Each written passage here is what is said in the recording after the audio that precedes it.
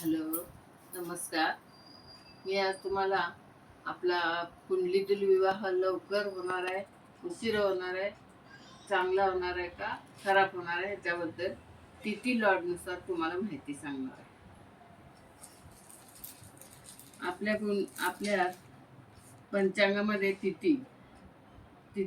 तिथीचे Lord असतात. प्रतिपदेला सूर्य, द्वितीयेला चंद्र, तृतीयेला मंगळ, चतुर्थीला बुध, पंचमीला गुरु, षष्टीला शुक्र, सप्तमीला शनी, अष्टमी राहू आणि नवमीला सूर्य. नवमीपासून परत सूर्यापासून सुरुवात करायची आणि अमावस्या पौर्णिमेला शनी. तर ह्या तिथींचे लॉर्ड आहेत हे.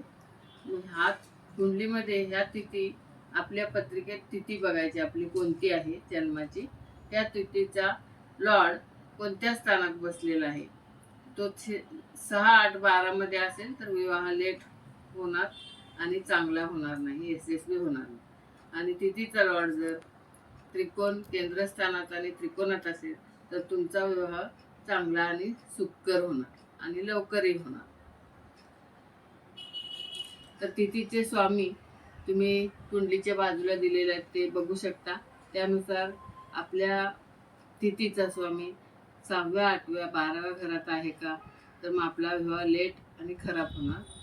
आणि तिथीचा स्वामी केंद्र त्रिकोण असेल आणि चांगल्या स्थितीत असेल तर तुमचा विवाह लवकर होणार बिना त्रासाचा आणि तो चांगला टिकणार सुद्धा.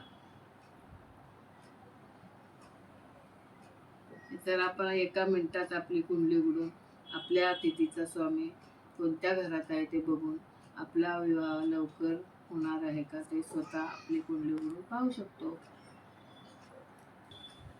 अशा प्रकारे तुम्ही पाहिलं की तिथी किती इम्पॉर्टंट असते आपल्या कुंडलीमध्ये आणि तिचे लग्नावरती होणारे परिणाम. अशाच माहितीसाठी आमच्या चॅनलशी जोडीत राहा आणि लाईक, शेअर आणि सबस्क्राईब करा. थँक्यू.